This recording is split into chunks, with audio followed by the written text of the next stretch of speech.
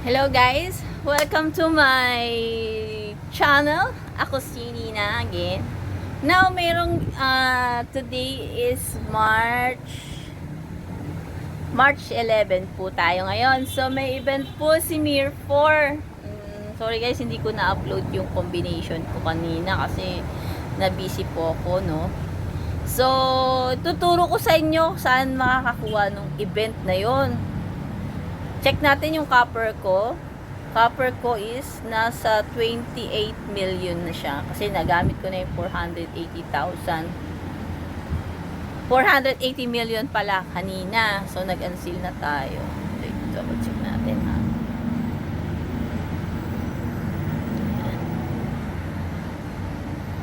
Saan natin makukuha yung event na yon?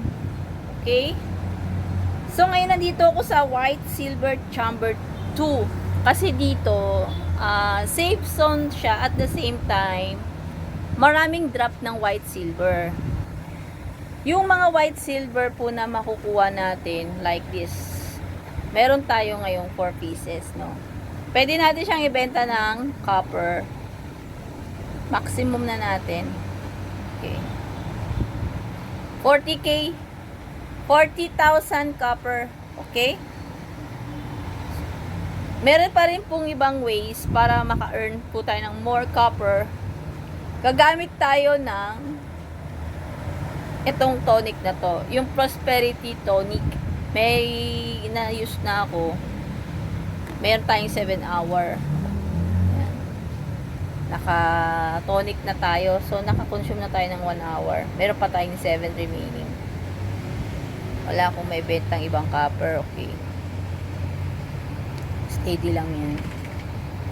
Pwede ko rin medyo ibenta yung mga hindi naman masyadong gamit, pero sayang din kasi mag-a-unseal pa tayo mamaya. Support tayo, guys. Check natin kung meron sa supplies mga copper. Wala din. So kailangan ko mag-daily. Ilan ang nakuha ko pang daily? Kulang pa. Focus muna tayo sa white silver 2. Kasi dito may maraming drop talaga ng old silver. Magagamit natin siya dito. Open nyo tong event. Yan. Baba pa tayo pangalawa. Pangatlo. So, eto, dalawa yung event ni Mir 4 ngayon for this week. Itong Spirit Treasures at saka Magic Stones. Okay? So, kasi ito naka-full na ako. Nakuha ko na lahat. Na-consume ko na yung for day ngayon. Tomorrow na naman. Ang ating gagawin ngayon is to ipon-ipon ng white silver. Yung old silver na yun. Plus, meron tayong gain na copper which is 1,332. Every monster siya ha. Every monster na po. Ayan. So, nagdadagdag na tayo. Okay.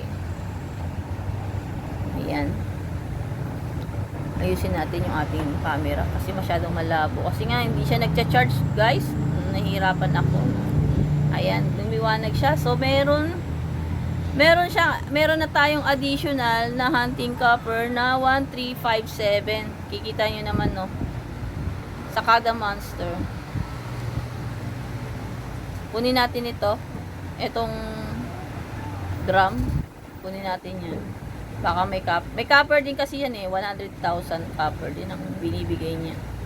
Ito siya oh. Ayan. Pills. Binigyan niya tayo ng pills. Wala na kasi tayong pills. Ubus na din. Madami pa pala. Benta natin ulit itong old silver na to. Ayan. Oh, kasi may 40,000 na tayo. May savings na naman tayo bukas. May pang-entry na naman tayo, no? So, madami sana ako niya. Kasi kanina, nagamit ko, na busy ako. Hindi ko na-upload, guys. Pero, ganun lang po yung procedure. Punta lang tayo sa event. Yung event na yan, yan. Itong dalawang to, bihira lang ibigay ni Mir 4 yan. So, grab na po natin din this week. Kasi mostly ang binibigay talaga ni Mirror is mga dark steel na mga events. Sa ganung event, dark steel ang inaano niya, hinihingi niya. So ngayon, binigyan niya tayo ng chance na magamit yung copper. Pang magic stone saka spirit treasures. Napakaganda, no? Ang ganda. Sa mga newbies po dyan, comment down below po kayo sa aking video para kung may mga gusto kayong itanong or malaman ano bang paano maging Mirror 4 player. Dali lang naman eh. Mag-download ka lang ng Mirror 4. Joke. Kung ano yung mga hindi nyo alam, ask nyo lang po sa akin. Willing po ako mag-teach sa inyo. Okay? So, ayan, ang dami na nating nagigain na copper. Nakamagkano na tayo? 28 million na. Kaso, ang hinihingi kasi ni Mirror is 20 million per event. So, kailangan natin talagang mas push natin ang copper ngayon. Guys, bira lang po. Napakagalante ni Mirror ngayon. So far, so good. Ang ganda. Gumamit na ako ng 3 tickets. Nagamit ko yung 3 tickets ko sa Magic Square. Meron na lang tayong 8 ano. Okay lang yan. Pupunta naman tayo sa Secret Peak mamaya. Meron din doon mga, ito yung Secret Peak natin. 100 naman yung Secret Peak natin eh. 120 tickets. Baka pwede natin gamitin ng mga 10. Doon lang tayo guys sa walang toxic. Tuturo ko rin sa inyo saan din doon.